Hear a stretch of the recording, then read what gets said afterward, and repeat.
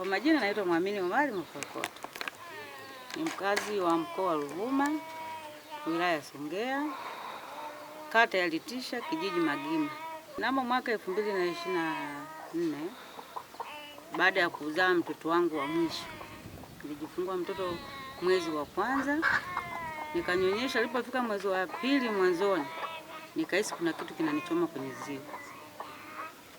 Kila ninapozidi kumnyonyesha mtoto naona maumivu yanazidi. Nikaamua kuondoka kwenda hospitali. Nilipofika hospitali ya Peramiho, nikatoa maelezo, akasema labda itakuwa tu kwa sababu mtoto anyonyi vizuri. Ngoja tukupe dawa ukatumie, itaacha. Nikamwambia lakini kwa ndani naona kama kuna asili, kama kuna kauvimbe fulani na kaona. Akasema hapana, tutaishi kwa mbali. Nimetumia zile dawa toka mwezi wa pili mpaka wa tatu mpaka wa nne bado. Nikarudi tena. Nilifika pale akasema hapa inabidi upime kinyama. Akasema sawa, nikalipa 70,000, nikaingia Sheto kwa ajili ya kukata kinyama. Nimelala tu kwenye kitanda cha Sheto. Kuna daktari amefika amesema usimtoe kinyama. Huyu mama kwa sababu amejifungua sio muda, yawezekana kwa ajili ya kunyonyesha tu.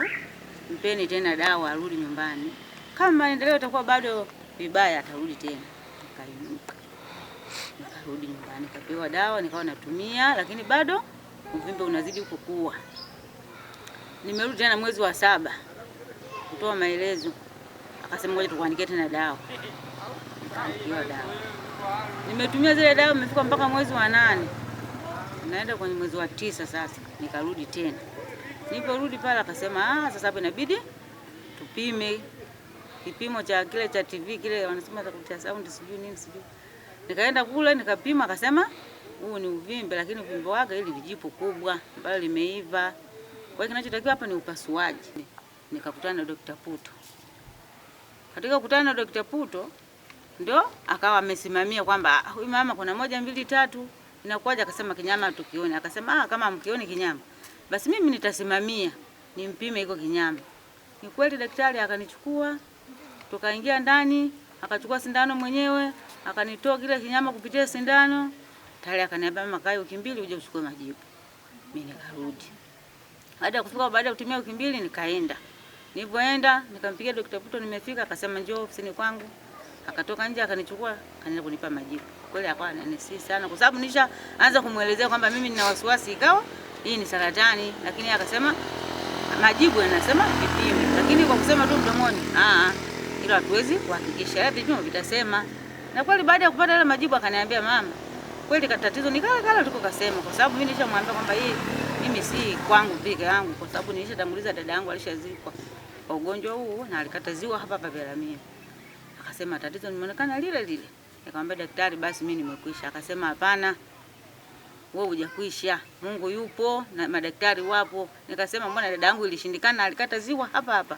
Matokeo yake aliharibika, mwisho wake mpaka akafa. Na mimi naona daktari mimi kwa ile. Akasema hapana, sasa hizi kisomo kipo juu tofauti na zamani. Ukifuata tu masharti ukitibiwa utapona. Nikasema mimi siwezi kupona. Na kingine cha nafikiria kwamba hali nilionayo.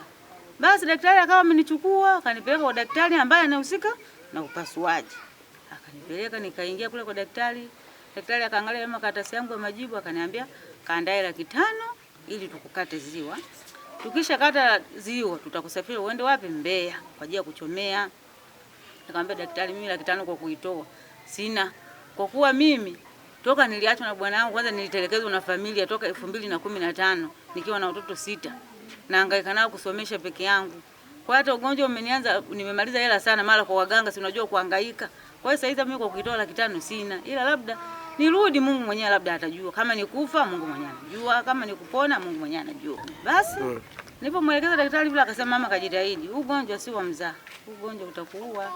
Na kwamba kajitahidi. Nikamwambia asante daktari. Nikawa nimerudi. Sikumpitia Dr. Puto tena kumwelekeza kwamba mimi kimeendelea nini. Nikaamua tu kunyosha nyumbani. Kwa kweli nilipofika hapa nikaita familia yangu kama ndugu zangu ambao wapo, nikawaelekeza nao wakasema kila mtu anainamia chini, ila tunapata wapi kwa maisha tulionayo. Ndugu yangu sisi hapa hatuna jinsi. Kwa kweli nikawa nimehangaika sana, nimeenda Mbeya huko, nimeishi kwa ndugu zangu pita kuhangaika kurudi, nimekaa hapa Ruigo mjini, nimerudi, nimeenda Mbinga, watu mpaka wanakuja wachungaji kuja kuniombea, wananichukua wananipeleka Mbinga kwenda kuniombea. Baadaye pakafikia mahali mpaka wale wachungaji wakakata tamaa, akasema huyu mtu hatawezekana.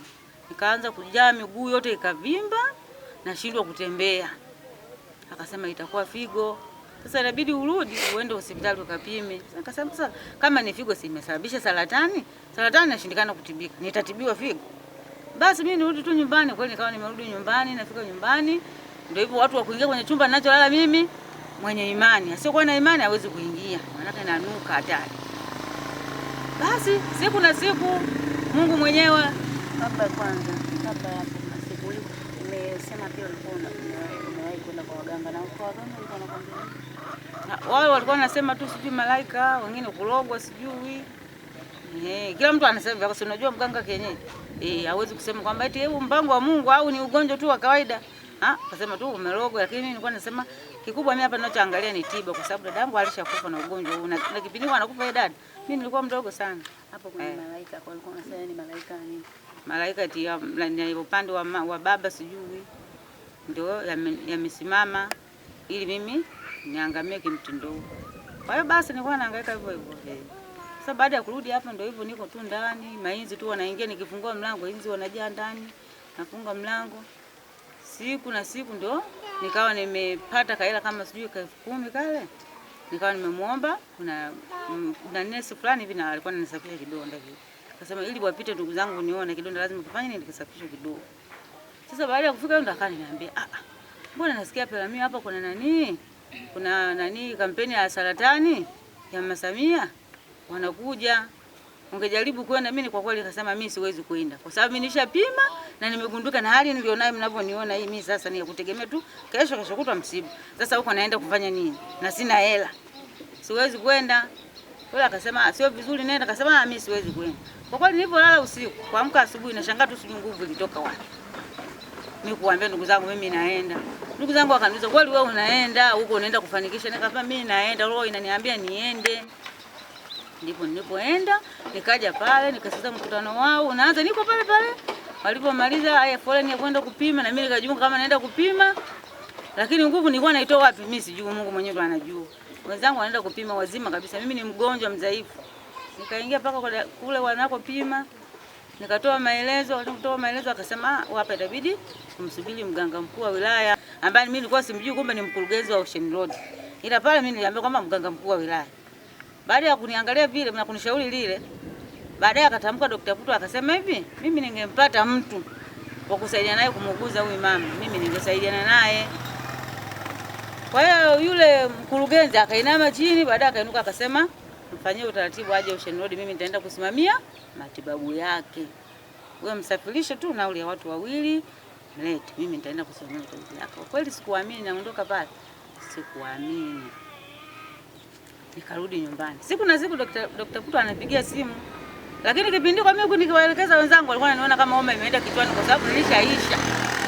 Huyu si uzima huu. Nani wa kujitosa kumuuguza huyu? Nilipofika Ocean Road nikampigia. Nimeshafika akasema, "Piga hiyo namba niliyokupa mkurugenzi."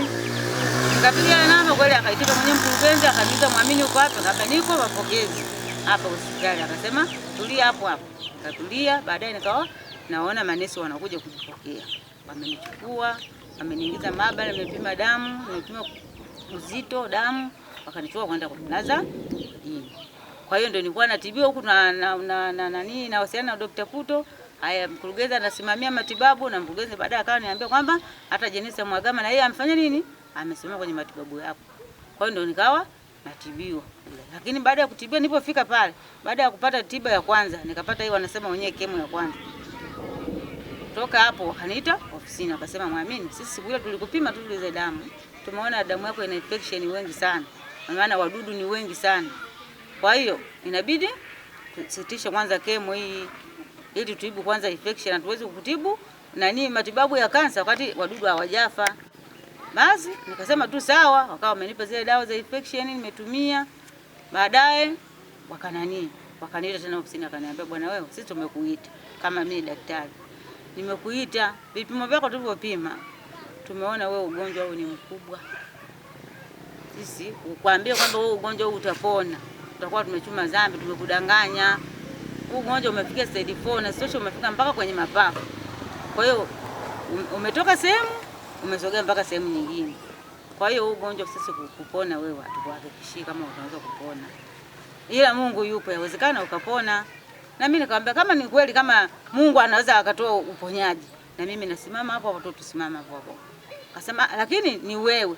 Ila kwa sisi ruksa, hata kama ukisema kwamba narudi nyumbani, kwa sababu tunakuambia hali halisi vipimo vyetu vilivyosema. Ila kama utamwamini Mungu, kwamba unamtegemea Mungu kwamba Mungu atafanya nini, basi tusimame hapo kwenye kumwamini Mungu. Na mimi nikasema ndio tumwamini Mungu. Subiri Mungu anatoa majibu gani. Basi nikawa nimerudi odini. Nimekaa nimepata kemo ya pili, nimekaa nimepata kemo ya tatu, nikawa nimemuita daktari. Daktari analeta daktari. Dr. Krito, nikamuuliza, "Daktari, wewe uliniambia ugonjwa wangu nyinyi umefika mbali. Haya na matibabu ndo haya napata. Sasa mimi nitajuaje kwamba huu ugonjwa unapungua au unazidi kuenea kwenye mwili wangu? Nitajuaje?" Akasema, "Ukipata kemo ya 4 tutakupima." Basi kwa nikawa nimevumilia, nikapata ile kemo ya 4 kwa sababu niandikiwa kemo 8. Nilipopata ile kemo ya 4 nikadai kipimo, akasema una 250. Nikasema mimi kwenye akaunti yangu kuna hela, kwa sababu mkurugenzi anaingiza hela na nani Jenista Mhagama anaingiza hela, waziri mkuu. Basi nikaenda kulipa kila kipimo cha 250, nikaingia TT scan wanasema wenyewe, nikaingia kipimo cha mwili mzima. Baada ya siku 3 yakatoka majibu. Daktari akaniambia majibu, akaniambia muamini, mshukuru Mungu sana. Yaani ugonjwa kwenye mapafu hapijauona. Uvimbe wanasema ulikuwa sijui sentimita ngapi kwa 12 sijui. Ila sasa kwa sasa umebaki 0.5. Kwa hiyo mshukuru Mungu sana, yaani kwa hapa jinsi ulipofikia hata sisi hatukutegemea kama utafikia hapo. Ila kikubwa tuendelee kumwomba Mungu amalizie hapa palipobaki. Na mimi nikasema asante Mungu, asante madaktari kwa kunipambania. Basi wakawa wananipambania hivyo, wananijali. Mkurugenzi muda wote ananipigia simu, Dr. Puto na yeye ananipigia simu, na mimi mwenyewe nampigia muda mwingine, namjulisha nikiona amejizuka, na yeye akikumbuka ananipigia. Basi mimi nawapa tu maendeleo yangu yanaenda vizuri, tiba zangu zinaenda vizuri. Basi pakafikia mahali nikamaliza zile kemo. Nilipomaliza zile kemo wakasema hapa wewe una tiba nyingine, itabidi tu urudi nyumbani. Kwa sababu tayari kidonda kimeshapona, ziwa lile limekaa vizuri. Nilikuwa sina ziwa hata kidogo, lakini nyama sijui ilitoka wapi, anajua Mungu mwenyewe. Ziwa likajitengeneza vizuri, akasema itabidi urudi. Baadaye mkurugenzi akasema hapana, huyu inabidi mupime kile kinyama. Unaona? Inabidi akinyama kile kipimo kiende Muhimbili. Wale wakawa wametoa 560 wakapeleka kinyama Muhimbili. Walipeleka kinyama Muhimbili, baadaye karudi majibu kaonyesha kwamba ugonjwa kweli umepungua sana kwa kiasi kubwa. Ila hapa kwenye chokochoko penye palipoanzia ugonjwa lazima pafanye nini? Patolewe. Usipache hivi, panaweza pakaleta baadaye matatizo. Hapa kikubwa hapa ni kutoa. Kwa hiyo akaniita nisijenifa ofisini, akaniambia muamini, ujiandae kwa kwenda kutolewa nyonyo. Mkurugenzi amesema uwezi kurudi mpaka ukatolewe ziwa. Nikasema sawa, mimi nilifika kwenye matibabu, sitaogopa matibabu yoyote. Kwa sababu hapa hata nilipofikia namshukuru Mungu. Kwamba Mungu ametenda na madaktari wamenipambania sana. Swala ambalo sikutegemea. Basi wakawa wamenichukua pale, akanichukua daktari wa pale pale, akanipeleka Dr. Gega, daktari mkubwa wa upasuaji, akanipeleka hospitali ya Amana, akanifanyia upasuaji mwenyewe, akanirudisha Ocean Road, kidonda amenitibia Ocean Road, ndani ya wiki 2 kidonda kimepona mzima. Akanipeleka kwenye mionzi. Pango mionzi 16. Nimepiga mionzi nimemaliza. Sijaona hitilafu. Tiba zote hizo napata, lakini mimi niko tafili sio mgonjwa. Wenzangu wanazidiwa, wenzangu wanakufa kila siku, lakini mimi kila ninapopata matibabu tafili sijapata matibabu, mzima wa afya. Madaktari mpaka wanashangaa. Kwa kweli mpaka kufikia hapo ni jambo la kumshukuru Mungu. Nikawa nimemshukuru Mungu sana. Baadaye akawa ameniita nani mkurugenzi, akasema hivi muamini, imebidi ujiandae, tunakusafirisha. Tiba yako imeishia hapo. Nikasema asante, nikamshukuru. Haya, asubuhi nimeona amefika tena nani odini, amewaita na watu, amewaelekeza pale tunamruhusu muamini kwa sasa kwa sababu anaendelea vizuri. Kwa kweli mimi namshukuru Mungu na ninawashukuru hao. Chanzo kikubwa wa kwanza kumshukuru Dr. Puto ambaye alionyesha moyo, ndo aliyotengeneza njia mpaka hii njia ikanyoka. Alianza kutamka yeye kauli yake, yeye ndo nilioisikia. Kwa hiyo namshukuru sana Dr. Puto pamoja na wenzake walioshirikiana, akiwa mkurugenzi, akiwa akina Jennifer, akiwa Jenista Mhagama marehemu huyu ambaye naye alisimama, na wengine ambao siwajui kwa majina, wako wengi. Na wahamasisha kwamba wasijifiche, waende wakapime. Ugonjwa unatibika, ukiwahi unatibika. Wangu mimi ulikuwa unaonekana mzito kwa kuwa nilichelewa, lakini wale wanaowahi unatibika na unapona kabisa.